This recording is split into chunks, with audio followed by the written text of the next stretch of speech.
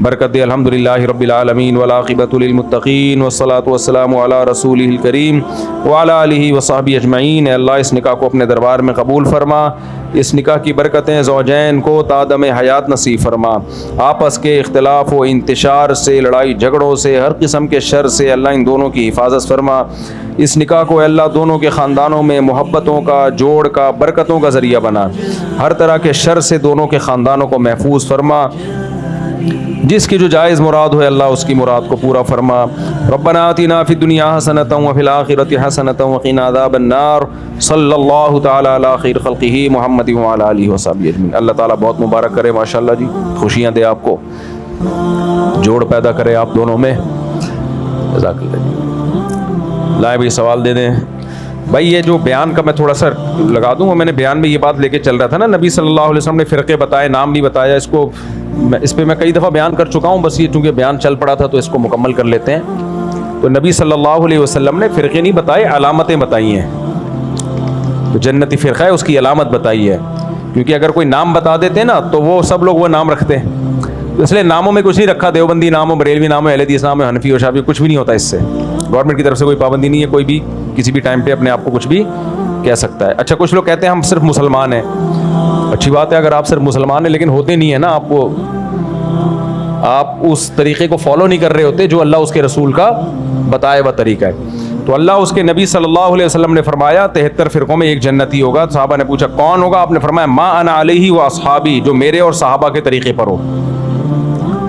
تو قرآن کی وہ تشریح جو نبی سے نہ ہو، اور نبی کی وہ تشریح جو صحابہ سے نہ ہو، تو صحابہ کو انکلیوڈ کرنا پڑے گا، اس میں ایڈ کرنا پڑے گا، اس کے بعد مذہب سمجھ میں آئے گا۔ صحابہ کو ہٹا کے آپ اپنے طریقے سے کچھ اگر سمجھنے کی کوشش کرتے ہیں وہ آپ کی فہم غلط ہوگی۔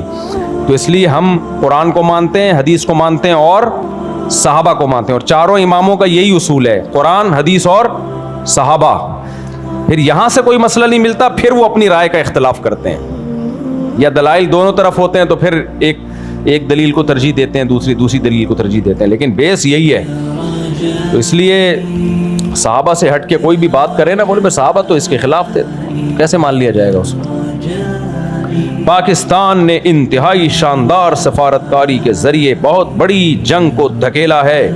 سعودی عرب سے دفاعی معاہدہ، ساتھ میں ایران جو کہ پڑوسی اور مخالف سمت میں امریکہ اور اسرائیل، اس پورے معاملے کو جس طرح پاکستان نے نبھایا ہے اور امن کی کوشش کی ہے، اس سے ہماری قوم کا وقار، عزت اور پذیرائی بڑھ گئی ہے۔ بے شک بے شک بے شک سعودی عرب نے پاکستان کے ساتھ دوستی کا ثبوت دیا اور پاکستان کے لیے مشکلات پیدا نہیں کی۔ ایران کی جرت اور کامیاب مزاحمت بھی قابل رشک رہی۔ بے شک ایران نے نر کا بچہ بن کے دکھایا، ایران نے بہادری دکھائی ہے، یہ ماننا پڑے گا، ایران نے بہادری دکھائی ہے، قربانیاں دی ہیں، پوری قیادت ان کی امریکہ نے اڑا دی، اور پھر بھی وہ ڈٹے ہوئے، ماننا پڑے گا۔ باقی پھر ایران نے گڑبڑ کی ہے کہ وہ تھوڑا تھوڑا اپنی سعودی عرب سے بھی ٹھڑک نکالی ہے، یہ غلط کیا ایران نے۔ ابھی مفتی عبدالرحیم صاحب کا بیان آیا ہے نا کہ صدام حسین نے 13 حملے کیے تھے اسرائیل پر اور 53 کر دیے سعودی عرب پہ، تو بھائی تم یہ کیا کر رہے ہو؟ پھر اس کا نتیجہ کیا نکلا؟ سعودی عرب نے اپنی مدد کے لیے پھر امریکہ کو بلایا، اور پھر وہ امریکہ یہیں آ کے اعتکاف میں بیٹھ گیا، وہ 10 دن کا اعتکاف ہوتا ہے، پوری زندگی کے اعتکاف میں بیٹھ گیا۔ تو اب سعودی عرب نے صحیح کیا غلط کیا، لیکن اس میں مجبور کس نے کیا؟ صدام حسین نے مجبور کیا، بھائی آپ کو کیا ضرورت ہے، آپ نے کویت پہ قبضہ کر لیا، پھر آگے سعودی عرب پہ بھی۔ تو مسئلہ یہ ہوتا ہے کہ بعض لوگ اسرائیل کا نام استعمال کر کے وہ دوسروں سے دشمنی بھی نکالتے ہیں۔ تو ایران نے اسرائیل کے خلاف جب تک چل رہا تھا ساری دنیا مان رہی تھی زندہ باد بھائی، لیکن اس نے اسرائیل کی آڑ میں سعودی عرب کو بھی کوٹنا شروع کر دیا، اور دلیل یہ دی ہے کہ اڈے ہیں وہاں پہ، بھائی ان اڈوں سے آپ پہ اٹیک نہیں ہو رہا، ان اڈوں سے آپ پہ اٹیک نہیں ہو رہا۔ تو سعودی عرب جانے، وہ امریکہ جانے، اور وہ آج سے تھوڑی ہو، تو بہت پہلے سے ہیں۔ تو اس لیے ایران، اگر میں اس معاملے میں ایرانی حکومت کی تعریف کرتا ہوں، بہرحال اس نے جوان مردی کا مظاہرہ کیا ہے، یہ مانتے ہیں، لیکن دوسرے جو کام صحیح ہے اس کو صحیح کہا جائے گا، جو غلط ہے اس کو غلط کہا جائے گا۔ تو اس نے یہ بھی کیا، جو سعودی عرب کو کیوں آپ حملہ کر رہے ہو؟ بعض لوگ کہتے ہیں سعودی عرب میں بادشاہت ہے جو ناجائز بادشاہت ہے۔ دیکھو باتیں کرنے پر گورنمنٹ کی طرف سے کوئی پابندی نہیں ہے، جب سعودی عرب کا پاکستان آرمی کے ساتھ اتحاد ہوا تھا نا، آرمی نہیں فورسز کے ساتھ، اس میں ایئر فورس بھی ہے، ہماری سب سے جاندار شاندار تو ایئر فورس ہے، تو ہمارے پائلٹ ہیں ہمیشہ سے مشہور ہیں، تو تبھی مجھے بچپن سے پائلٹ بننے کا شوق تھا، اس لیے میری 2-3 تصویریں بچپن کی پائلٹ والے ڈریس میں ہیں، بس وہ تصویریں ہی ہیں، وہ بھی پتہ نہیں کہاں چلی گئیں. تو اب بھی پائلٹ سے کم نہیں ہے بھائی، اب بھی جہاز اڑا رہے ہیں، اور کیا جہاز ہی تو اڑا رہے ہیں بیٹھ کے یہاں. خیر، اعز مقام فی الدنا سرج صابح وخیر جلیس فی الزمان کتاب. جب JF-17 کے پائلٹوں کو دیکھتا ہوں نا میں جہاز اڑاتے ہوئے، تو مجھے متنبی کا شعر یاد آتا ہے، موضوع سے ہٹ جاتا ہوں، کیا کریں. اعز مقام فی الدنا سرج صابح. پہلے زمانے میں شاعروں کے کیا تخیل ہوا کرتے تھے یار، اب لڑکوں کو دیکھو یار، کوئی لڑکا پن رہا ہی نہیں ہو، لیڈیز بنتے جا رہے ہیں، فیشل کروا رہے ہیں، اور پتہ نہیں کمر کھول کے کیا کر رہے ہو یار تم. متنبی پڑھ لیتے. متنبی کہتا ہے مرد کے لیے سب سے عزت دار جو جگہ ہے نا، جہاں بیٹھ کے مرد کیا لگتا ہے، مرد کا بچہ لگتا ہے، وہ ہے تیرتے ہوئے گھوڑے کی پشت. رہنے دو یار ایسے ہی ٹھیک، لیول سے اوپر کی باتیں ہو جاتی ہیں تو تھوڑا سا معاملہ خراب ہو جاتا ہے. دوڑتے ہوئے گھوڑے کی نہیں، سرجو صابحن، صباحت تیراکی کو بولتے ہیں، تیرتے ہوئے گھوڑے کی پشت. اس زمانے میں JF-17 نہیں تھا، رافیل بھی نہیں تھا، تو اب بھی رافیل تھا. وہ بھی رافیل کیا تھا نا، وہ تو تھوڑے دن پہلے کی بات ہے کہ ہوا کرتا تھا، اب وہ بھی تھا بن گیا. تو دیکھو کیسے میمز بنی تھی کباڑ میں، رافیل لے لو بھائی. پاکستانی قوم میمز بنانے پر آئے، بڑا مزہ آتا ہے یار. ابھی پیٹرول مہنگا ہوا نا، تو ایک آدمی نے بائک کو رکھ کے جنازہ پڑھا ہے اس کا میم میں. تو اعز مقام فی الدنا سرج صابح، دنیا میں سب سے زیادہ مرد کے لیے جو عزت دار جگہ ہے، جس پہ مرد کیا لگتا ہے، مرد کا بچہ لگتا ہے، وہ ہے تیز تیرتے ہوئے گھوڑے کی پشت. اگر متنبی آج موجود ہوتا تو وہ JF-17 کے پائلٹ کے بارے میں یہ بات کہتا جب وہ رافیل کے تعاقب میں نکلا. جہاز میں تو بھائی آدمی اپنے سسرال بھی جا رہا ہوتا ہے بیٹھ کے، کیا خیال ہے، وہ سین نہیں آئے گا اس میں، وہ ایسا نہیں لگے گا کہ مرد کا بچہ ہے. سسرال جب آدمی جا رہا ہو تو کیسا لگتا ہے، وہ آپ سب کو پتہ ہے کیسا لگتا ہے. آدمی نہیں لگ رہا ہوتا، بہرحال وہ جو بھی لگ رہا ہوتا ہے. تو اگر وہ دیکھ لیتا نا ہمارے زمانے کے طیارے اور پائلٹوں کو دیکھ لیتا، ہمارے جو فضائی شاہینوں کو دیکھ لیتا، تو پھر متنبی یہ شعر گھوڑے پہ نہ کہتا، کس پہ کہتا، ہمارے پائلٹوں کے بارے میں کہتا، تو ہماری ایئر فورسز کے بارے میں کہتا. اور آگے متنبی نے بڑی پیاری بات کی ہے، وَخَيْرُ جَلِيسٍ فِي الزَّمَانِ کتاب. آج کے لونڈے لپاڑوں کو کہا ہے کہ لونڈے لپاڑے نا فخر کرتے ہیں، ابے میری بغل میں ایک حسینہ بیٹھی ہوئی ہے، میں جس سے ڈیٹ مارتا ہوں یہ دیکھ کتنی خوبصورت، اس کے ساتھ میں قائد اعظم کے مزار پہ بیٹھتا ہوں. اللہ معاف فرمائے، قائد اعظم نے بھی معاف نہیں کرنا بیٹا، ایسے چپیڑے لگیں گے نا قائد اعظم کی طرف سے قیامت کے دن، بولیں گے کم بختو تم لوگ میرے مزار کو ڈیٹنگ پوائنٹ بنایا ہوا ہے. بغیرتی کی بھی کوئی انتہا ہوتی ہے یار، کہیں اور گندے نالے میں جا کے بیٹھ جاؤ، برساتی نالے میں بیٹھ جاؤ جا کے یار.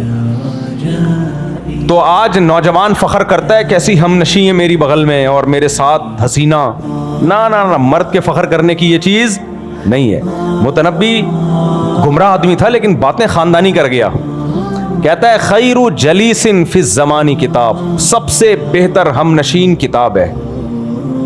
کتاب یعنی مرد کے دو کنڈیشن میں آدمی بہت اچھا لگتا ہے. ایک جب اس کے ہاتھ میں کتاب ہو اور مطالعہ کر رہا ہو، ادیب لگتا ہے دیکھنے میں، لگتا ہے کہ نالجیبل آدمی ہے، نالج امپروو کرنے کا اس کو شوق ہے. اور دوسرا جب JF-17 کی پشت پہ بیٹھا ہوا جہاز اڑا رہا ہو، یا تیز رفتار گھوڑے کی پشت پہ بیٹھا ہوا. آج اس کا آلٹرنیٹ کیا ہے ہمارے پاس؟ کتاب کا آلٹرنیٹ ہے ٹک ٹاک پہ لڑکیوں کا ناچ، لڑکیوں کے ڈانس. وہ آپ کی ہم نشین ہے ٹک ٹاک، ایک ریل، دوسری ریل، تیسری ریل. پھر وہ بس ناچ اور ڈانس اور یہی چھچورپنا دیکھتے رہتے ہیں لوگ. تو متنبی نے ایک اور بڑی پیاری بات کی. متنبی پتہ ہے گمراہ آدمی تھا, لیکن پھر بھی کچھ باتیں بڑی خاندانی کر کے گیا. یہ گزرا ہے آج سے 1000 سال سے بھی زیادہ ہو گیا اس کو. متنبی کو تقریباً 1100 سال پرانا شاعر ہے. متنبی کہتا ہے کہ ایک دفعہ شراب خانے میں گیا, اس کے دوستوں نے انوائٹ کیا کبھی آؤ ہمارے ساتھ بھی بیٹھو. تو جب شراب خانے میں گھسا ہے تو اس کے دوست پینے پلانے میں لگے ہوئے تھے, تو دوستوں نے اس کو بھی شراب پیش کی کہ کائنڈلی 2 گھونٹ آپ بھی. تو اس نے شراب تو نہیں پی, لیکن اپنے دوستوں کی دل شکنی بھی نہیں کی. دوستوں کی تعریف اس نے ان الفاظ میں کی, لِأَحِبَّتِي أَن يَمْلَؤُوا بِالصَّافِيَاتِ الْأَكْوَبَا وَعَلَيْهِمِ أَن يَبْذُلُوا وَعَلَيَّ أَلَّا أَشْرَبَا. کہہ رہے دوستی کا تقاضا یہی ہے میرے محبوبوں کے لیے کہ مجھے پلانے کی کوشش کریں. ان کی دوستی کا یہ تقاضا ہے کہ وہ مجھے پلائیں. دوست ہے نا تو اپنے ساتھ شریک کریں, لیکن مجھ پر میری غیرت کا تقاضا یہ ہے کہ میں نہ پیوں. اب سوال پیدا ہوتا ہے کہ متنبی کیا تمہیں نشے کا شوق نہیں ہے؟ نشہ تو ہر آدمی کو ہوتا ہے. تو اگلے شعر میں اس کا جواب دیتا ہے کہ بھائی مجھے بھی نشہ ہے, میں اتنا نیک نہیں ہوں کہ مجھے نشے کا شوق ہی نہیں ہے. کہتے ہیں نشے تو شرابیوں میں بیٹھتا ہوں تو نشے کا شوق ہوگا کہ نہیں ہوگا؟ تو کہہ رہا ہے ایسا نہیں ہوں کہ میں دودھ کا دھلا ہوا کہ مجھے نشے کا شوق نہیں ہے, لیکن کہتا ہے مجھے نشہ پتہ ہے کس چیز کا ہے, کہ مجھے نشہ گھمسان کی جنگ ہو رہی ہو اور اس میں گھوڑے کی پشت پہ سوار ہو کے تلوار لے کے میدان جنگ میں کود پڑوں, اور تلواروں کی جھنکار سے مجھے جو ٹھڑک پیدا ہوتی ہے نا, جو میں ناچتا ہوں, وہ والا کہہ رہا ہے یہ پروگرام اس شراب میں مجھے نظر نہیں آ رہا. تو میرے جو نشہ ہے وہ کیا ہے؟ تلواروں کی جھنکار, اس میں لڑائی. نہیں آ رہی میرا خیال ہے بات؟ پہلے زمانے میں ہوا کرتا تھا, اب یہ سب ختم ہو گیا. متنبی کہتا ہے کہ لوگ مجھ سے پوچھتے ہیں میں کون ہوں, مجھ سے آ کے نا پوچھتے ہیں کہ حضرت آپ کہاں سے ہیں, انڈا موڑ سے آپ کا تعلق ہے, پٹیل پاڑا میں رہتے ہیں, آپ ڈیفینس میں رہتے ہیں, کہاں رہے لوگ, ہم تعارف کرتے ہیں نا. مجھے لگ رہا ہے آپ لوگ بور ہو رہے ہیں, شاید بور ہو رہے ہیں. مجھے آپ کو دیکھ کے ایسا لگ رہا ہے آپ ٹینشن میں آ گئے. آگے سوال جواب دیتا ہوں, تھوڑا سا میں اپنی ٹھڑک نکال رہا ہوں اصل میں. تو بعض دفعہ یہ ہوتا ہے کہ لوگ کہتے ہیں ہم تو سب شرعی مسائل پوچھنے کے لیے آئے, انہوں نے کیا پروگرام شروع کر دیا. لیکن یار کچھ ہم بھی سن لیا کرو یار. تو متنبی پتہ ہے کیا کہتا ہے کہ لوگ مجھ سے پوچھتے ہیں کہ حضرت آپ ہیں کون, آپ کے بارے میں ہمیں کہاں سے معلومات ملیں گی؟ تو متنبی کہتا ہے میرے بارے میں معلومات لینی ہے تو مجھے تلوار جانتی ہے, گھوڑا جانتا ہے اور کتاب جانتی ہے. اس کے علاوہ میرا کسی سے سلام دعا بولو, کسی سلام دعا. تلوار کے بارے میں مجھ سے آپ معلومات لے سکتے ہیں. تلوار بتائے گی بھائی اس کے ہاتھ میں آ جاؤ تو بس خیر نہیں ہے, کھوپڑیاں کٹنا شروع ہو جاتی ہیں. گھوڑا بتائے گا, گھوڑے سے پوچھو گے یار متنبی کے بارے میں رپورٹ پیش کرو, کہہ رہے رپورٹ پیش کرنے کی ضرورت نہیں ہے, میری لگام جب متنبی کے ہاتھ میں ہوتی ہے اس کا اسٹائل بدل جاتا ہے. اور کتاب بتائے گی, کتاب کہے گی بھائی اتنا اچھا دوست ہے, جب ایک دفعہ ہاتھ میں مجھے پکڑتا ہے تو صفحے الٹتا ہی چلا جاتا ہے. تو یہ پرانے زمانے کے شاعروں کے تخیل تھے. اب ڈیٹوں کے علاوہ کوئی تخیل بولو بچا نہیں. نوجوانوں کے مسائل کیا ہیں؟ میرے سے جو آ کے پوچھتے ہیں نا حضرت مل نہیں رہی, ابا نہیں مان رہے, ماموں نہیں مان رہے, فلانے نہیں مان رہے, خود نہیں مان رہی, بس یہی چل رہا ہے. احتلام بہت ہو رہا ہے, کوئی دوا بتا دیں. جب سارا دن یہی سوچتا رہے گا تو پھر یہی ہوگا نا, نائٹ فال ہی ہوگا, وہ سارا خواب میں آگے نکلے گا. ٹرک الٹ گیا, یہ الٹ گیا, فلانا الٹ گیا. یہ چل رہے ہیں آج کل کے نوجوانوں کے تخیل بھائی. وہ اقبال نے کہا تھا نا کہ تو شاہی ہے بسیرا کر پہاڑوں کی چٹانوں پر. اقبال دنیا میں آ گئے نا دوبارہ, وہ بولے کہ تو پتہ نہیں کہاں بسیرا کر رہا ہے یار.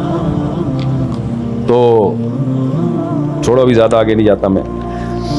تو میرے بھائی فوج میں جاؤ یار, زیادہ سے زیادہ آرمی جوائن کرو. دیکھو اس وقت پاکستان کی حیثیت صرف پاکستان نہیں ہے, پوری دنیا کے اسلامی ملکوں کا دفاع, اس میں سب سے بڑا کردار پتہ ہے کس کا ہے؟ منہ سے پھوٹ لو, پاکستان کا ہے. ہم نے کچھ نہیں کیا 70 سالوں میں, گھاس کھائی ہے, لیکن ڈیفنس ہم نے بڑا خاندانی کر لیا, اپنا مضبوط کر لیا. گھاس کھا کے کیا لیکن کیا ہے. قرضے واپس نہیں کرتے ہم الحمدللہ, یہ اللہ کا بڑا فضل ہے ہم پر. لیتے بہت ہیں, دیتے نہیں ہیں, اور جو لیتے ہیں وہ لگاتے نہیں ہیں.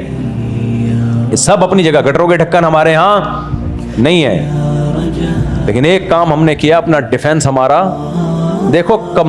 غریب آدمی جو طاقتور ہو وہ عزت سے جیتا ہے کہ نہیں جیتا؟ اس مالدار سے جو ہر وقت ڈرتا رہتا ہو. کیا خیال ہے؟ تو اس لیے ہمارا ڈیفنس مضبوط ہے. ہم نے انڈیا سے جنگ میں دکھا دیا، اور بھی اسرائیل کتنا ہمارے خلاف ٹویٹ کر رہا ہے، پتہ ہے آپ کو؟ ہمارے وزیر خارجہ نے جو ابھی ٹویٹ کیا تھا، وزیر دفاع نے جو ٹویٹ کیا تھا، تو اس پہ اسرائیل کتنا پاگل ہو گیا ہے. میں نے خود ٹویٹ پڑھی ہے اسرائیل کی، تو وہ پڑھ لو، پتہ چل جائے گا کون اسرائیل کا دوست ہے اور کون اسرائیل کا دشمن. اسرائیل تو یہ کہہ رہا ہے کہ یہ نیوٹرل ملک تھوڑی ہے، اس کو کیوں ڈالا ہوا ہے بیچ میں سلوک صفائی کے لیے؟ یہ نیوٹرل ملک تھوڑی ہے، اس سے تو ہمارا پھڈا ہے. تو اور کسی نے ابھی اور بھی بہت ساری باتیں، وہ خوشبو لگا کے اکیلے میں آنا تو بتاؤں گا سامنے. اچھا بھائی میں مکمل پڑھ لوں، اس میں بیچ میں اتنا مزہ آ گیا تھا نا، شعر و شاعری شروع ہو گئی. اچھا دیکھو ایک بات یاد رکھو، ہمارے ہاں کچھ لوگوں کو آرمی چیف سے اختلافات ہیں، کچھ لوگوں کو الیکشن وغیرہ، عمران خان اندر وغیرہ وغیرہ وغیرہ، وہ اختلافات. میں اس اختلافات کو نہیں چھیڑتا، ہو سکتا ہے ویلڈ ہو، اس کو نہیں چھیڑتا. بات اصل میں یہ ہوتی ہے کہ جب کوئی ملک کام کر رہا ہوتا ہے نا، تو وہ کریڈٹ سربراہ کو جاتا ہے. ویسے تو ہمارے جو آرمی کے جوان ہیں ان کو یہ جاتا ہے کریڈٹ، یہ تو میں نے ابھی بیان میں بھی بات بتائی ہے. لیکن جب بھی کوئی ملک کا سربراہ ہوتا ہے، چیف ہوتا ہے، تو اس کی ذاتی حیثیت ایک طرف ہو جاتی ہے. اس وقت اس کی حیثیت ہوتی ہے ملک کا نمائندہ. آئی بات سمجھ؟ مثال کے طور پر یہ سارے کام زرداری بھی کر رہا ہوتا نا، تو ہم زرداری کو بھی سلوٹ کرتے. اس لیے نہیں کہ وہ زرداری ہے، اس لیے کہ پاکستان کا صدر ہے. سمجھ میں آ رہی ہے بات؟ نہیں آ رہی میرا خیال. تو اس لیے اپنی ذاتی نفرتوں کو یا ذاتی اختلافات کو اتنا آگے نہ لے کے جاؤ کہ ملکی مفاد پہ زد پڑنا شروع ہو جائے. میں یہ مضمون بار بار بیان کر چکا ہوں. اس میں ساحل ادیم صاحب اور ان کے جو لسنر ہیں وہ اکثر میرے خلاف ہو جاتے ہیں. حاکم ظالم ہو یا عادل ہو، اس کو رسپیکٹ بھی شریعت میں دینے کا حکم ہے اور اس کی اطاعت کا بھی حکم ہے. یہ وہ بات ہے جس پہ نیچے ہمیں لوگوں نے لکھا ہوتا ہے سرکاری درباری سرکاری درباری. یہ شریعت کا حکم ہے، حاکم عادل ہو یا ظالم ہو، آپ نے اس کو رسپیکٹ بھی دینی ہے اور جائز چیزوں میں اس کی اطاعت بھی جائز میں، ناجائز میں نہیں، جائز چیزوں میں اس کی اطاعت بھی کرنی ہے. کیوں؟ کیا شریعت ہمیں ظلم کا حکم دیتی ہے؟ نہ نہ نہ، شریعت اجتماعیت کو دیکھتی ہے. اگر ملک کے سربراہ پہ لوگ جمع نہیں ہوں گے، آپ کی طاقت کیا ہو جائے گی؟ کمزور. طاقت کمزور ہو جائے گی. انتظامی چیزوں میں ہمیشہ سربراہ کو فالو کیا جاتا ہے. ایک اور آسان مثال دوں، دیکھو سعودی عرب میں جو چاند نظر آتا ہے نا، وہ نظر آتا نہیں ہے، پتہ ہے آپ کو؟ اس دفعہ سعودی عرب میں عید کے دن بھی چاند نظر نہیں آیا ہے. عید کے دن بھی. سمجھ میں آ رہی ہے بات؟ آپ پوچھ لیں سعودی عرب میں فون کر کے کسی سے کہ جس دن تمہاری عید تھی مغرب کے بعد چاند نظر آیا، وہ لوگ کہیں گے نہیں نظر آیا. کوئی جھوٹ بول رہا ہو تو ایک الگ بات ہے.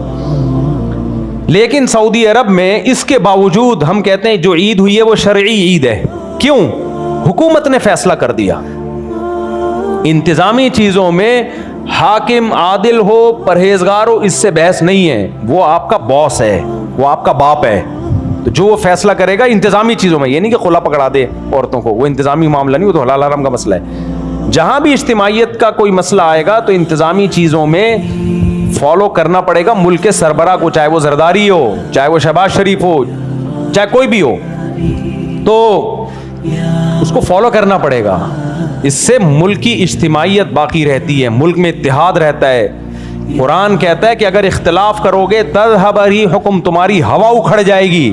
تو قرآن نے یہ نہیں کہا کہ حاکم نیک ہو تو اختلاف مت کرو، برا ہو تو اختلاف کرو. نہ نہ نہ، حاکم کا مطلب کیا ہے؟ اور حاکم کی ڈیفینیشن یہ ہے کہ قوت نافذہ و پاور آ جائے اس کے پاس، چاہے وہ لیگل وے سے آئی ہو یا اللیگل طریقے سے آئی ہو. اللیگل طریقے سے آنا ناجائز ہے، غلط ہے، لیکن آ گئی تو آ گئی، ماننا پڑے گا. سمجھ میں آ رہی ہے بات کہ نہیں آ رہی ہے؟ حضرت معاویہ کا بیٹا یزید، 99.9% صحابہ نے اس کے ہاتھ پہ بیعت کی ہے. حالانکہ اس کے بارے میں اختلاف ہے کہ عادل تھا، فاسق تھا، صحابہ نے یہ بحث میں نہیں پڑے. بھائی پاور آ گئی ہے، طاقت آ گئی ہے، قوت نافذہ ہے. تو اب اگر اس کے خلاف خروج ہوگا، بغاوت ہوگی، تو امت دو حصوں میں ڈیوائڈ. تو جنہوں نے عادل مانا وہ بھی بیعت ہوئے، جنہوں نے نہیں مانا وہ بھی بیعت ہوئے. اور امت ہمیشہ اسی طرح چلی آئی ہے, اور یہی شریعت کا حکم ہے. کیوں؟ اجتماعیت کے لیے اپنے انفرادی مفاد کو ترک کر دو. تو یہ کوئی مکھن پالیسی یا کوئی درباری نہیں ہے, یہ علم ہے جو آپ کے سامنے پیش کر رہا ہوں. یہ جو آج کل کے اسکالر آ رہے ہیں ان کے پاس نالج ہے نہیں, اور یہ سارے یہ باتیں پاکستان میں کرتے ہیں, لندن امریکہ میں جا کے نہیں کرتے. یہ کبھی انہوں نے خلافت کی بات لندن میں کی ہے بھائی؟ کبھی انڈیا میں کی ہے جب 100% کفریہ حکومت ہے؟ وہاں کبھی نہیں کہیں گے کہ خلافت قائم کرو, حاکم وقت کے خلاف کھڑے ہو جاؤ. ان کا پتہ چماٹ پڑے گا وہاں پہ طبیعت سے. تو یہ کیا بات ہے؟ غیر مسلم کنٹریز میں تو آپ بھیگی بلی بن کے رہتے ہو, اور ایک پاکستان ملا ہوا ہے تمہیں خلافت کے لیے بھی اور اپنی ساری ٹرک پوری کرنے کے لیے, ساری دشمنیاں نکالنے کے لیے. تو جو ناجائز ہے اس کو غلط کہا جائے گا. میں عدالتی خلا کے خلاف بولتا ہوں نا, ناجائز ہے بولو, لیکن جائز چیزوں میں آپ حاکم کی اطاعت سے ہاتھ نہیں کھینچ سکتے. اور کوئی بھی فوج میں آپ کا کوئی کمانڈر ہے, حتیٰ کہ غیر مسلم ہے, آرمی میں ہندو بھی ہے نا, مسیحی بھی ہیں, بریگیڈیئر ایک کرسچن اور ایک فوجی ہے, وہ نمازی پرہیزگار تہجد گزار, ابھی تبلیغ میں 4 مہینے لگا کر آیا ہے. وہ بریگیڈیئر اس نمازی پرہیزگار کو جنگ میں آرڈر دیتا ہے, تو یہ نیچے والا کہہ سکتا ہے کہ تم تو ہندو ہو, میں تمہاری بات کیوں مانوں؟ بول سکتا ہے؟ نہیں. شریعت کہے گی اس کے آرڈر کو فالو کرو, چاہے یہ غیر مسلم ہی کیوں نہ ہو. تو بھائی یہ جب جو بھی حاکم ہوتا ہے نا, حاکم انتظامی چیزوں میں اس کی اطاعت لازم ہوتی ہے, اور صرف اطاعت لازم نہیں ہوتی, جب تک وہ حاکم ہے اس کو عزت دینا بھی لازم ہے. ہاں یہ ضرور ہے کہ اس کے سامنے حق بولنا سب سے بڑا جہاد ہے. اس کے سامنے یہ کتنے لوگوں کو میں جانتا ہوں ممبر پہ گالیاں دے رہے ہوتے ہیں, سامنے حق نہیں بولتے, سامنے مکھن لگاتے ہیں. یہ جو مفتی عبدالرحیم صاحب کو لوگ سرکاری درباری کہتے ہیں نا, مفتی عبدالرحیم صاحب کو میں جانتا ہوں, سامنے وہ بولیں گے جو ان کے دل میں ہوگا, وہ کسی کی ملامت کی پرواہ نہیں کرتے. ممبروں پہ مخالفت کر کے عوام میں ہیرو بننے کی کوشش نہیں کرتے. وہ کچھ لوگ ممبروں پہ مخالفت کر کے عوام کی نظر میں ہیرو بن جاتے ہیں, سامنے بھیگی بلی بنے رہتے ہیں. ان کی عادت ہے عزت کے ساتھ جو بھی بات ہوتی ہے وہ سامنے رکھ دیتے ہیں, یہ صحیح ہے یہ غلط ہے, باقی عمل نہ کرنا ان لوگوں کا کام ہے. تو اس لیے میرے بھائی پاکستان میں نا نیگیٹیوٹی بہت زیادہ پھیل گئی ہے, اس کو ختم کرو. اور آپ کو کوئی سیاسی لیڈر اچھا لگتا ہے, بہت اچھی بات ہے, اس کے لیے دھرنے بھی دو, جلوس بھی نکالو, رہائی کی کوشش بھی کرو. یہ تو زندہ قوموں کی ایک پہچان ہوتی ہے. کسی کو کوئی لیڈر اچھا لگتا ہے, کسی کو کوئی لیڈر اچھا لگتا ہے, کوئی بات نہیں, یہ تو زندہ قوموں کی علامت ہوتی ہے. سیاسی اختلاف بھی کرو, لیکن اجتماعی مسائل جہاں بھی آئیں گے اس میں پھر یہ نہیں دیکھا جائے گا شہباز شریف ہے یا مریم نواز, اس میں دیکھا جائے گا حکومت کا یعنی ملک کا سربراہ ہے. جو سربراہ ہے اس کو بہرحال فالو کرنا ہے. اور اجتماعی چیزوں, جنگ میں تو سب ایک جیسے ہیں گے یار.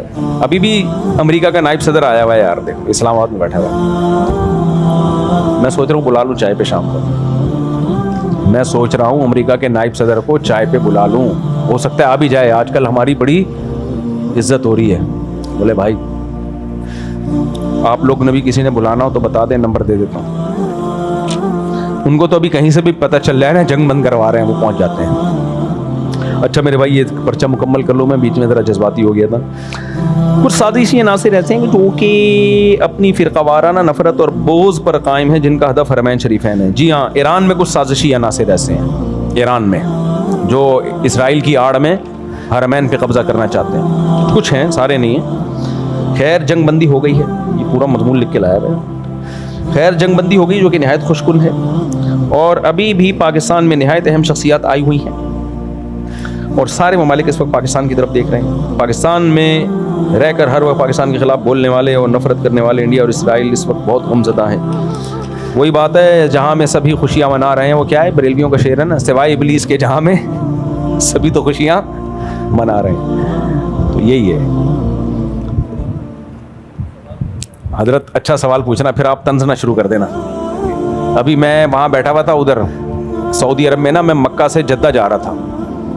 مجھے کیا ٹیکسی ڈرائیور عجیب سا نکلے گا, وہ ایک بوڑھے میاں بیٹھے ہوئے تھے, کہہ رہے تھے یار وہ پاکستان کے خلاف کچھ باتیں لوگ بہت کر رہے ہیں یہاں پہ, یہ وہ. میں نے کہا پاگل ہو گئے, ان کا دماغ خراب ہو گیا ہے. تو مجھے نہیں پتا تھا, وہ بھی ٹیکسی والا بھی بیچارہ تھوڑا سا وہی تھوڑا سا پاگل ہوا ہوا تھا وہ بھی. تو باہر ملکوں میں جو لوگ بیٹھے ہوئے ہیں نا وہ تھوڑے ان کو زیادہ معلومات ہے نہیں میرا خیال ہے, وہ پروپیگنڈے میں آئے ہوئے ہیں. مخلص وہ بھی ہیں, پاکستان سے سب محبت کرتے ہیں, لیکن کچھ پروپیگنڈے میں آئے ہوئے ہیں. دیکھو کچھ صحافی باہر بیٹھے ہوئے ہیں ان کو ڈالر مل رہے ہیں, یہ بتا دوں میں آپ کو, یہ پکی خبر ہے.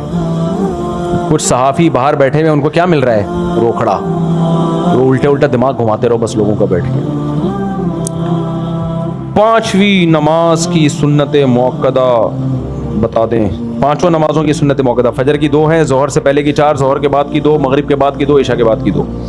میرا گھر میرا آشیانہ اسکیم کے تحت قرض لینا صحیح ہے؟ اسلامک بینک سے لے سکتے ہیں, جو غیر اسلامک بینک ہیں ان سے لون نہیں لے سکتے. بھی حکومت کا ایک اچھا اقدام ہے, 1 کروڑ روپے لوگوں کو قرضہ دے رہی ہے گھر بنانے کے لیے, تو اچھی بات ہے, لے لو, اسلامک بینک سے لے لو.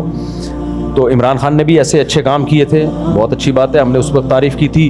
جو عمران خان کے مخالفینوں نے ہمارا بیڑا غرق کر دیا تھا, تو اب یہ کام اگر یہ والی گورنمنٹ کر رہی ہے تو میرا خیال ہے تعریف تو بنتی ہے. باقی بہت ٹیپ میں جاؤ گے تو پھر تو ڈیپ میں تو وہاں بھی جاؤ گے تو کچھ نہ کچھ نکل آئے گا. اتنا ٹیپ میں جانے کی تمہیں ضرورت کیا ہے؟ خوش ہونے کی سیکھو یار. اگر کوئی اچھا کام گورنمنٹ کر رہی ہے 1 کروڑ روپے کے دے رہی ہے, میں تو نہیں لے رہا لیکن آپ لوگ لے رہے ہو, خوش نہیں لے رہے. ہمارے نہ چاچا لگتے ہیں, نہ شباشی, نہ ماموں لگتے ہیں. کیا خیال ہے؟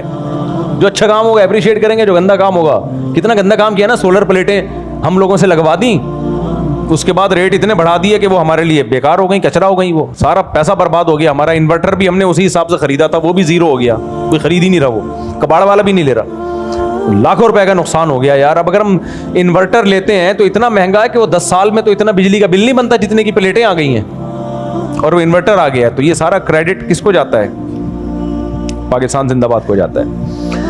مفتی صاحب, لڑکا لڑکی جو محبت کرتے ہوں, ماں باپ سے بھی کر لیا کرو یار کبھی محبت آپس میں, اور دونوں بغیر شادی کے مر جائیں تو دوزخ میں جانا چاہیے ان دونوں کو. کہہ رہے ہیں تو کیا جنت میں مل سکیں گے؟ اور اگر کسی اور سے ہو جائے شادی پھر نہ مل سکیں گے؟ اگر دونوں کنوارے مر گئے اور وہ حرام محبت میں پڑے نہیں, صرف محبت تھی لیکن کوئی ناجائز کام کیا نہیں, نکاح کی کوشش کی اور مر گئے, پھر دونوں کنوارے ہیں تو اللہ تو دونوں کی خواہش پوری کرے گا نا جنت میں. پھر تو اللہ انشاءاللہ, اللہ سے پوری امید ہے دونوں کی شادی کرا دے گا وہاں پہ. لیکن اگر ناجائز نہیں کیا کچھ, اور اگر اس کی کہیں اور شادی ہو گئی تو پھر قبر پہ یہ شعر لکھ کے لگا دیا جائے, دل کے ارماں آنسوؤں میں بہہ گئے, ان کے بچے ہم کو ماموں کہہ گئے. پھر یہ قبر پہ شعر لگا, یہی قبر کا عذاب کافی ہوگا اس کے لیے, مزید کسی عذاب کی ضرورت نہیں. اور وہ جب اس کے بچے ہو جائیں نا, وہ قبر پہ آ کے اس کو ماموں بھی بولیں کہ ماموں آپ کی مغفرت کے دعا کے لیے حاضر ہوا ہوں. حضرت واقعی نہیں مل رہا قرضہ, یہ تو بڑی دھاندلی ہے یار, ٹوپی ہے. اچھا بھائی, اگر امام مسجد میں جو جس کی بیوی ہوتی ہے جنت میں اسی کو ملے گی نا. تمہیں کسی اور کی بیوی پسند آ رہی ہے تو تمہارے اندر فالٹ ہے نا. اللہ اس کا شوہر بولے گا اللہ میری بیوی تھی پسند, اس کو آ رہی تھی تو یہ کیوں دے دی اس کو. یہ جب کسی کی بیوی بن گئی تو سوچنا چھوڑ دو اس کے بارے میں, سوچو گے تو جنت میں جاؤ گے ہی نہیں. ایک تو پردہ بہت ضروری ہے. اتنے کیسز ہو چکے ہیں نا, دوست اپنی بیوی کو پردہ نہیں کرا رہے, اپنے دوستوں سے عشق معاشقہ ہو گیا اور پھر دوست کے ساتھ بھاگ گئی, برائی میں پڑ گئی. بہت کیسز ہیں میرے پاس, میں اس لیے نہیں زیادہ بتاتا کہ لوگوں میں برائی نہ پھیل جائے. آپ کہہ سکتے نہیں ہمارے دوست تو پردہ نہیں کراتے اپنی وائف کو, آج تک ایسا نہیں ہوا. بھائی فتنے میں سب نہیں پڑھتے, کچھ لوگ پڑھتے ہیں, ان کچھ کی وجہ سے سب پہ پابندی لگائی جاتی ہے. بھابھی کا بھی پردہ فرض ہے دیور سے, بھابھی کا بھی پردہ فرض ہے. اور جو لوگ کہتے ہیں نا گھر میں کیسے پردہ ہوتا ہے, ہمارے گھر میں تو ہوتا ہے الحمدللہ. ہماری بھابھی ہم سے پردہ کرتی ہیں, ہم سب جوائنٹ فیملی میں اکٹھے رہے ہیں, کئی سال رہے ہیں, تو ان میں ہماری قریبی رشتہ دار ہیں, وہ پھر بھی ہم سے پردہ کیا ساری زندگی, ایک گھر میں رہے ہیں. تو یہ پردے وردے کی باتیں لوگ ایسی غلط کر رہے ہوتے ہیں. سب کچھ ہو سکتا ہے گھر میں. اللہ کا خوف پیدا کرو دل کے اندر.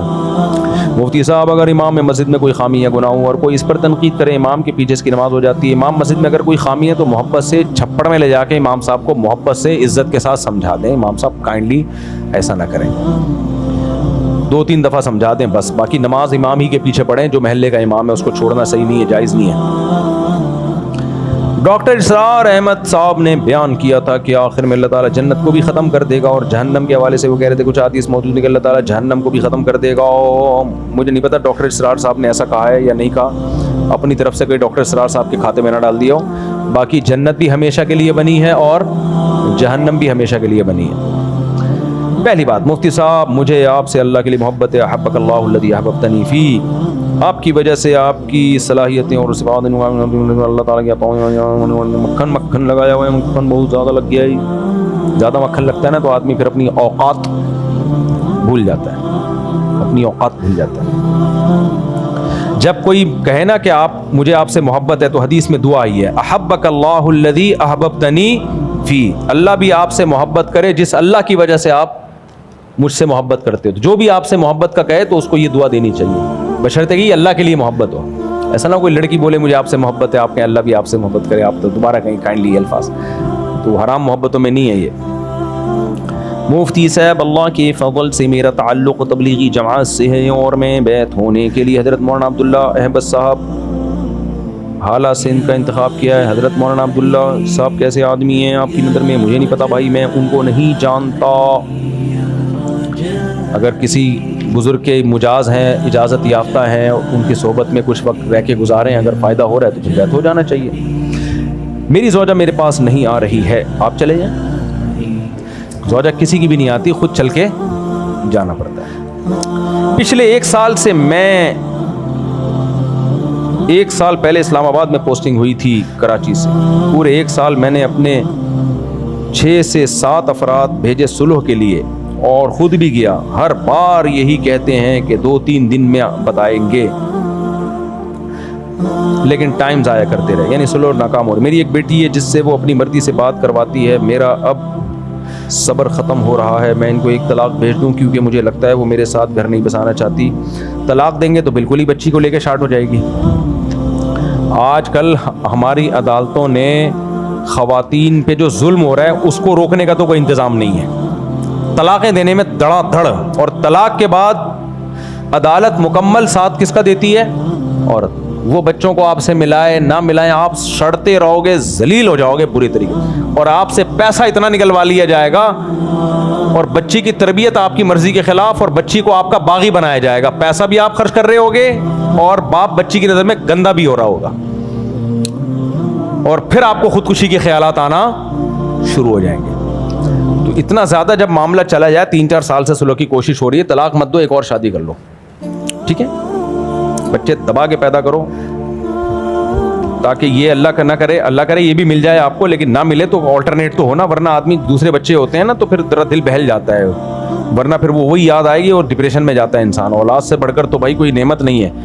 تو اللہ ان خواتین کو, ساری خواتین ایسی نہیں ہوتی لیکن جو اس طرح کرتی ہیں عذاب ہے جہنم کا اپنے لیے خریدنی ہے. بچے کو باپ سے دور بھی کر رہی ہو, بچے کو باپ کا باغی بھی بنا رہی ہو, اور مرضی سے ملنے دے رہی ہو. بھائی یہ کیا بات ہوئی؟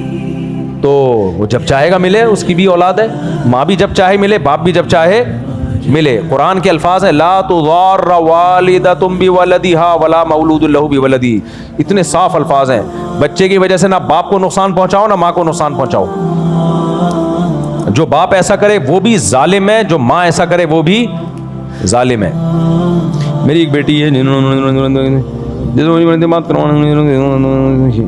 طلاق دینا نہ دینا یہ اب آپ خود سوچیں, میں مشورہ نہیں دیتا, لیکن طلاق سے مسئلہ حل نہیں ہوگا, اس کے اور مضبوط ہو جائے گی وہ. باقی بیوی جب تک بیوی ہے تو کورٹ کے ذریعے اس کو لایا جا سکتا ہے, کورٹ میں کیس کر کے بھئی میری بیگم ہے وہاں رہ رہی ہے, تو کورٹ اس کو زبردستی مجبور کرے گی لانے پر. یہ اچھا قانون ہے پاکستان میں کہ, لیکن اس میں پھر وہ ایک کھلا لے لے گی جا کے, تو وہ خود لے لے, آپ کیوں دے رہے ہو کھلا؟ تو اس لیے مشورہ کر لو باقی لوگوں سے بھی. امید ہے کہ آپ خیریت سے. اور دوسری بات یہ یک طرفہ بات ہے نا, 2 طرفہ بات میں نے سنی نہیں. ہو سکتا ہے بیوی صحیح ہو, یہ تو میں ایک طرف کی بات سنی ہے نا, ہو سکتا ہے آپ صحیح ہو سکتا ہے آپ کوئی ایسا ٹیکنیکل فالٹ ہو جو آپ بتا نہ رہے ہوں. بعض دفعہ یہ بھی ہوتا ہے نا بھائی, جس کی بات سنتا ہے وہ تو اسی کی سن رہا ہے نا. دونوں پارٹیوں کی بات سنو تو بعض دفعہ کہانی کچھ اور نکلتی ہے سامنے. تو لیکن بہرحال ابھی تو آپ ہی اچھے لگ رہے ہیں, اللہ آپ کی مدد کرے. امید ہے کہ آپ خیریت سے ہوں گے الحمدللہ. بھائی یہ لو لیٹر نہیں لکھا کرو, پورا جو سوال ہے نا ٹو دا پوائنٹ وہ لکھا کرو. پورے ایسے خطوط جیسے کوئی پہلے زمانے میں پنجاب میں 2 مہینے کی چھٹیوں میں نہیں بھیجتے تھے خطوط لکھ کے. السلام علیکم, امید ہے آپ خیریت سے ہوں گے. امام صاحب میرا نام فواد ہے, میں جہاں بھی کام کرتا ہوں ایمانداری سے کرتا ہوں الحمدللہ. کام بھی اکثر پسند کیا جاتا ہے, سبحان اللہ. میری کوشش ہوتی ہے اخلاق اور رویے میں بھی کوئی کمی نہ ہو. پورا ماشاءاللہ خط ہے نا, لیکن اس کے باوجود بھی کسی نہ کسی وجہ سے کام چھوٹ جاتا ہے. اچھا جی, آخر میں پتہ نہیں کیا پوچھا ہوا ہوگا. پہلے 3 سال سے بار بار کام چھوٹ رہا ہے, میری غلطی بھی نہیں ہوتی تب بھی. میں گھر کا واحد کفیل ہوں, ڈپریشن کا شکار ہوں, اس وجہ سے کوئی کہتا ہے تم سے کسی نے جادو کیا, کوئی کہتا ہے کچھ اور. کام اگر صحیح طریقے سے کر رہے ہوتے تو چھوٹ نہیں رہا ہوتا میرے بھائی. دنیا میں ہر شخص کو کام کے آدمی کی قدر ہے. اگر میرے پاس کوئی ملازمت کرے اور ٹھیک طریقے سے کام کر رہا ہو تو میں تو چھوڑوں گا نہیں اس کو یار, تنخواہ بڑھا دوں گا اس کی. تو اس لیے جن چڑیل بھوت نہیں ہے, آپ خود ہی جن بنے ہوئے ہو. کام کو فوکس کرو تو انشاءاللہ کوئی بھی نہیں آپ سے کام چھڑوائے گا. دعا کرتا ہوں باقی اللہ تعالیٰ آپ کو کشادہ رزق حلال نصیب فرمائے. مفتی صاحب اگر کوئی رفع الیدین کرتا ہے تو وہ حنفی نہیں رہے گا, اگرچہ وہ مسائل فقہ حنفی کے مطابق عمل کرتا ہے. اور رفع الیدین کرنے کا کہتے ہیں کچھ علماء زیادہ حدیثیں اور فتح مکہ کے بعد کے صحابہ سے حدیث ملتی ہیں. امام مالک نے لکھا ہے کہ میں نے اہل مدینہ میں کسی کو رفع الیدین کرنے والا نہیں پایا, اور اہل کوفہ میں حضرت علی اور عبداللہ بن مسعود کے شاگرد تھے, ان کے بارے میں بھی صحیح سند سے ثابت ہے کہ اہل کوفہ میں کوئی بھی رفع الیدین نہیں کرتا. تو یہ بہت بڑی دلیل ہے اس بات کی کہ نبی صلی اللہ علیہ وسلم نے آخر وقت میں رفع الیدین ترک کیا ہے. اور امام ترمذی امام بخاری کے شاگرد ہیں. جب رفع الیدین کرنے کی حدیث آئی تو فرمایا وہ بھی یقول بعض اہل العلم من اصحاب النبی, یہی بعض اہل علم صحابہ کا قول ہے. اور جب رفع الیدین نہ کرنے کی حدیث بیان کی تو کہا وہ بھی یقول غیر واحد من اہل العلم, بہت سارے اہل علم صحابہ کا مذہب ہے. تو رفع الیدین کرنے کی بھی حدیثیں ہیں لیکن نہ کرنے کا مذہب بھی کمزور نہیں ہے. تو اس لیے اس میں امام حنیفہ, اچھا امام حنیفہ کے جو شاگرد ہیں نا دونوں, امام ابو یوسف امام محمد, وہ بہت سارے مسئلوں میں امام حنیفہ کے خلاف بھی گئے ہیں, لیکن اس مسئلے میں وہ بھی نہیں گئے. وہ بھی اسی کے قائل ہیں کہ رفع الیدین نہ کیا جائے. تو باقی کوئی کرے نہ کرے وہ ایک الگ مسئلہ ہے, لیکن یہ ایک سمجھنا کہ امام حنیفہ کا فقہ اس بارے میں کمزور ہے, دلیل کمزور ہے, یہ جہالت کی بات ہے. دلیل کمزور نہیں ہے, باقی جائز ہمارے نزدیک بھی ہے. کوئی کر رہا ہے تو اس سے وہ یہ نہیں ہوگا کہ حنفی نہیں کہلائے گا, تو کر لے, اس میں کیا جا رہا ہے. افضل ہے کہ نہ کرے لیکن کرنا بھی جائز ہے. مفتی سے ٹیچر عثمان صاحب کا پہلے بھی ایک بار بتایا تھا میں نے آپ کو, لیکن کسی کا نکاح تھا اس ٹائم تو ٹاپک رہ گیا تھا آپ سے. اسلام آباد میں مفتی حنیف قریشی صاحب اور بھی مدارس میں بارش پانی کو زمین میں ڈالنے پر کام کیا جاتا ہے, نتائج بہترین ہے. وہ ایک صاحب ہیں انجینئر ہیں, ان سے میں رابطے میں ہوں. ہم انشاءاللہ ان سے, ہماری مسجد کی تعمیر کا کام ابھی جاری ہے. چندہ ہی نہیں آ رہا تو کہاں سے تعمیر کریں گے یار. چندہ مانگنے کے لیے الگ سے کسی مولانا صاحب کو کمیشن پہ بلانا پڑے گا. چندہ مانگنا میرے بس کی بات نہیں ہے. چندہ بہت ڈھیڑ بن کے مانگا جاتا ہے, پھر مسجدیں بنتی ہیں. ہم جس طریقے سے مانگ رہے ہیں نا, مجھے لگ رہا ہے کہ یہ ہونے والا کام نہیں ہے. تو وہ جو کمپنی کو ہم نے ٹھیکہ دیا ہوا ہے ان کو ہم نے بولا ہتھوڑے لا کے توڑو تو صحیح, کچھ اینٹ ٹوٹے گی شاید کچھ لوگوں کو غیرت آئے بھائی. بعض دفعہ کام دیکھ کے بھی لوگ دیتے ہیں نا, لوگ سمجھتے ہیں ایسا نہیں پیسہ ویسا جمع کر کے مفتی صاحب چھٹی شادی کر کے بھاگ جائیں یہاں سے, شاید یہ خطرہ ہوگا. تو میرا خیال ہے جب کام شروع ہوگا تو شاید پھر چندہ آنا شروع ہوگا. تو اس ہفتے ہم نے کہا کام شروع کر دو. تو بعض دفعہ یہ بھی ہوتا ہے کہ لوگ کہتے ہیں اب کام شروع ہے تو چلو بھائی یہ اینٹ میری طرف سے. ہاں یہ بات بھی ہے. ہاں آپ کام شروع کرتے ہیں. جی آپ صحیح کہہ رہے ہو. ہاں انشاءاللہ اللہ آپ کی زبان کو مبارک کرے. ٹھیک ہے انشاءاللہ. تو یہ ہوگا انشاءاللہ. تو اس میں پھر ہم یہ کنویں کا پانی جو ہے نا, یہ جو پانی کا ایک بہت بڑے انجینئر سے ہمارا رابطہ ہوا ہے. جماعت اسلامی والے جو طریقہ کر رہے ہیں اس سے بھی زیادہ ایڈوانس ٹیکنالوجی ہے. اس میں یہ سارا میٹھا پانی ملے گا انشاءاللہ, زمین میں جائے گا. جتنا بھی اللہ نے پانی اتنا دیا ہے. دیکھو یہ جو خاندانی منصوبہ بندی والی کہتے ہیں بچے زیادہ پیدا ہو, رزق کی تنگی ہے. رزق کبھی اس کائنات میں ختم نہیں ہوتا, ایک سائیکل ہے. اس کو نائٹروجن سائیکل کہتے ہیں سائنس کی زبان میں. کوئی بھی چیز ضائع نہیں ہوتی دنیا میں. ہم جو مثال کے طور پر ہم نے پانی پیا, آپ کو لگ رہا ہے وہ ختم ہو گیا, نہیں ختم. وہ پیشاب بن کے یا پسینہ بن کے نکلے گا. نکل کے کہاں جائے گا؟ زمین میں جائے گا. پھر زمین اس کو فلٹر کرے گی, اس میں گندگی جراثیم کو ختم کر کے پیور پانی کو الگ کرے گی, کنووں کی شکل میں محفوظ کر دے گی. یا وہ دریاؤں میں ہوتے ہوتے سمندر میں جا کے بھاپ, تو پورا چکر ضائع. یہاں کسی چیز کو فنا کرنا ممکن ہی نہیں ہے. آپ کہہ سکتے ہو ہمارا بکرا مر گیا ضائع ہو گیا, نہیں بھائی وہ زمین میں کھاد بن گیا ہے. صحیح ہے نا. اب وہ زمین کی جب آپ پھینک دیتے ہیں نا زمین میں, وہ اتنی زبردست کھاد بنتا ہے. قبرستان کی زمین سب سے زیادہ زرخیز ہوتی ہے کیونکہ سب لوگ رشوت کھا کے وہاں دفن ہوئے بھی ہوتے ہیں. تو جتنا رشوت کا مال انہوں نے کھایا وہ کھاد بن کے خربوزوں میں نکلتا ہے. جتنا کھا کے جاؤ گے اتنی زمین زرخیز ہوگی. تو پہلے وہ کیڑے کھاتے ہیں, پھر کیڑوں کو زمین کھاتی ہے, تو وہ زمین کی طاقت ہی انہی چیزوں سے ہے. تو اللہ نے زمین کو سائیکل کا نظام بنایا, گراریاں ہیں, یہ گھما گھما کے چیزوں کو واپس لے آتی ہے. تو اس لیے اصل طریقہ یہ ہے کہ جو ویسٹیج ہے اس کو استعمال کیسے کیا جائے. چائنا میں تو سوال ہی پیدا نہیں ہوتا کوئی ایک پلاسٹک کی بوتل ایسے ضائع ہو جائے, ہر بوتل ریسائیکل ہوتی ہے. تو اس لیے یہ جو پانی وضو میں اتنا زیادہ ضائع ہوتا ہے, یہ ضائع ہو کے گٹر میں کیوں جا رہا ہے, یہ زمین میں جائے, فلٹر ہو جائے گا, ایک بہترین پانی نکلے گا. یہ لوگ کہتے ہیں, ایک صاحب نے کہا کہ بلغم والا پانی میں نہیں پیوں گا. تم پیشاب والا پانی پی رہے ہو, جو لوگ پیشاب کر رہے ہیں نا. جب وہ پانی زمین میں گیا تو بلغم والا رہتا نہیں ہے, فلٹر ہوتا ہے. اور زمین ایسا خاندانی فلٹر کرتی ہے, اب تک کسی سائنسدان نے ایسی کوئی مشین ایجاد نہیں کی ہے. اللہ نے تبھی تو سورہ ملک میں کہا ہے کہ قل ارائیتم ان اصبح ماؤکم غورا, میں زمین میں پانی محفوظ کرتا ہوں. تو محفوظ کا کیا مطلب, جراثیم سے بھی محفوظ, بیماریوں سے بھی محفوظ. تو زمین کو اللہ نے ایسا بنایا, پھر نیچے جانے سے بھی محفوظ. پانی کا کام ہے نیچے جانا, لیکن ایک جگہ جا کے رک جائے گا, بس اس سے زیادہ نیچے مت جانا. اس سے زیادہ چلا گیا تو میرے بندے نکالیں گے کیسے. تو ایک ایک چیز میں اللہ کی قدرت ہے, اللہ کا وجود ہے میرے بھائی. تو یہ کریں گے ہم انشاءاللہ. کوئی بس یہاں سے آخری سوال لے لیتے ہیں, پھر چھٹی. جی بس ایک آخری سوال بھائی سے لے لیتے ہیں, میں بہت تھک گیا ہوں یار. ارشاد. مفتی صاحب, ایک بندے نے سوال کیا جی کہ اسلام اگر عدل اور انصاف کا مذہب ہوتا تو انسانوں کی جو غلامی ہے اسی کو مزید بقا نہ دیتا, حالانکہ اسلام میں کئی صدیوں تک یہ چلی رہی. تو مفتی صاحب آپ اس کے بارے میں کیا کہیں گے؟ یہ کہہ رہے ہیں کہ اسلام اگر مساوات اور برابری کا مذہب ہوتا تو غلامی جو پہلے سے چلتی آ رہی تھی اس کو باقی نہ رکھتا. یہ سوال ہے بھائی کا. دیکھو غلام کہتے کس کو ہیں, اسلام میں جو غلامی کا تصور ہے کیا ہے. جنگ میں جب آپ نے دشمن کے قیدی پکڑ لیے, اب آپ کے پاس 3 آپشن ہیں. ایک آپشن یہ ان کو چھوڑ دیا جائے, اس سے کیا ہوگا, وہ دوبارہ لڑیں گے آپ سے آ کے. دوسرا آپشن یہ ہے کہ ان کو قتل کر دیا جائے. یہ بھی جائز ہے, ساری دنیا میں اس کو جائز سمجھا جاتا ہے.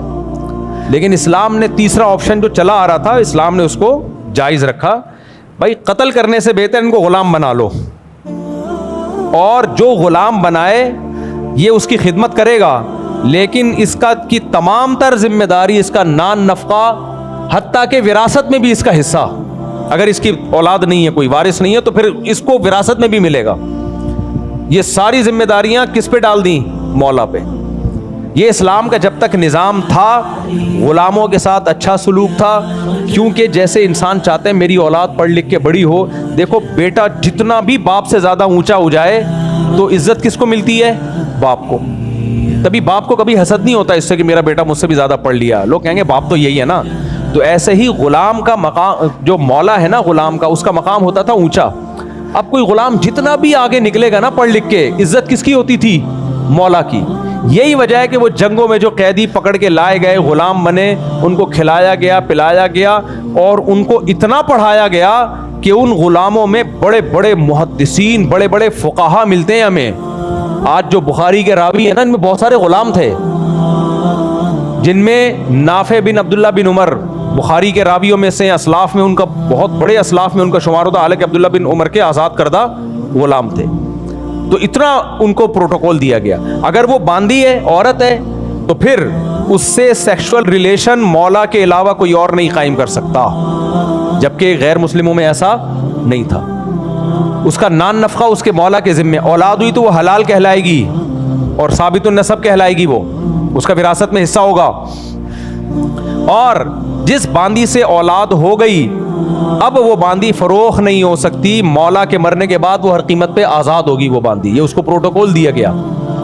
تو اس لیے جن انگریزوں نے اسلام میں غلامی کا تصور پڑھا ہے نا, انہوں نے خود لکھا ہے, اور ان انگریزوں کی تحریر میں نے پڑھی ہے. انہوں نے لکھا کہ اسلام میں غلامی کا جو کانسیپٹ ہے وہ نہیں ہے جو یورپ اور امریکہ نے متعارف کروایا ہے, وہ اور ہے. اسلام میں اور تصور تھا.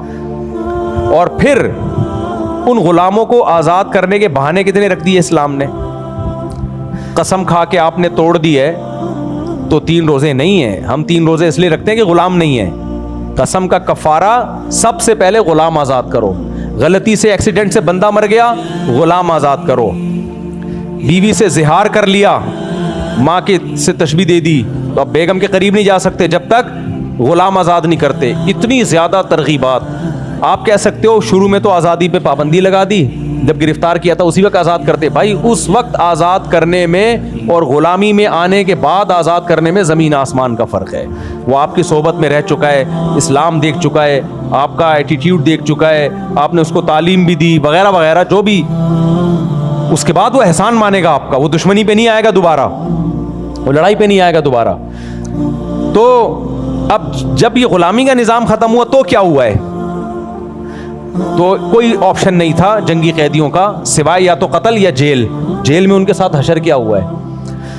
آپ انہی کی تاریخیں اٹھا کے دیکھو, جو پہلی جنگ عظیم اور دوسری جنگ عظیم کی جیل کے قیدیوں کے ساتھ جو جیلوں میں ہوا ہے نا, خدا کی قسم ان قیدیوں سے پوچھا جاتا, وہ کہتے ہیں ہمیں غلام بنا لو, اس عذاب سے نکال لو ہمیں. سمجھ میں آ رہی ہے بات کہ نہیں آ رہی؟ تو اسلام نے جو تصور تھا نا وہی ہے. اور دوسری بات, ایک چیز بہت سے لوگ جانتے نہیں ہیں, جب میں نے غلامی کے مسئلے پہ تحقیق کی, میں نے بہت تحقیق کی ہے اس مسئلے پر, ایک فتویٰ لکھا تھا, اس میں یہ بات سامنے آئی کہ اسلام میں غلام بنانا انہی قوموں کے ساتھ جائز تھا کہ جو خود بھی غلام بناتی تھی. یعنی وہ کفار جو تملک بالقہر کے قائل ہوں, یعنی ان کا اپنا بھی یہ مذہب ہو کہ اگر ہمیں کسی پر کنٹرول ہو گیا تو وہ ہمارا غلام بن جائے گا, تو انہی قوموں کے ساتھ یہ جائز تھا, ادروائز یہ جائز نہیں تھا. سمجھ میں آ رہی ہے بات؟ تبھی جب بین الاقوامی معاہدہ ہو گیا کہ کوئی کسی کو غلام نہیں بنائے گا, تو سب مسلمان ملکوں نے اس کو ایکسیپٹ کیا ہے, اور کسی عالم مفتی نے اس کی مخالفت نہیں کی کہ بھائی اگر سب اس پہ کمپرومائز کرتے ہیں تو بہت اچھی بات ہے. لیکن میں جو بتا رہا ہوں کہ اسلام نے باقی کیوں رکھا, کیونکہ یہ آپشن سب سے بہتر آپشن تھا. یہ نہ ہوتا تو قتل ہوتے پھر وہ, یہ چھوڑتا کوئی بھی نہیں ان کو, چھوڑتا کون ان کو بھائی. تو یہ ہے. اور پھر غلام آزاد کرنے کے فضائل کتنے سنائے اسلام نے. اسلام نام ہے فک رقبۃ, قرآن کہتا ہے اسلام نام ہے غلام آزاد کرنے کا. تو صحابہ نے ویسے بھی بہت سارے غلام آزاد کیے ہیں, تو بھئی یہ تو بہت بڑا ثواب ہے, بہت بڑی نیکی ہے. لیکن یہ جو غلاموں کا کانسیپٹ نہ ہوتا تو یہ جیلوں کا ہوتا, اور جیلوں کے میں جا کے 4 دن نا آپ اپنے گھر کے ایئر کنڈیشن روم میں سب کچھ ہو, سہولتیں ہوں, اور 4 دن کے لیے کنڈی لگا کے اندر اپنے گھر میں اپنی بیگم کے ساتھ بیٹھ جاؤ, ڈپریشن سے مر جاؤ گے آپ. نہیں یہی سمجھ, آپ خود بولے کہ مجھے کسی غلام بنا کے باہر نکال دے بھائی, جبکہ جیلوں میں اتنی لگژری لائف ہوتی نہیں ہے. جو جیلوں کے حالات ہیں, اسلام میں جیل نہیں ہے. کبھی سنا آپ نے کہیں جیل کی سزا ہو؟ کوڑے ہیں, ہاتھ کاٹنا ہے, رجم کرنا ہے.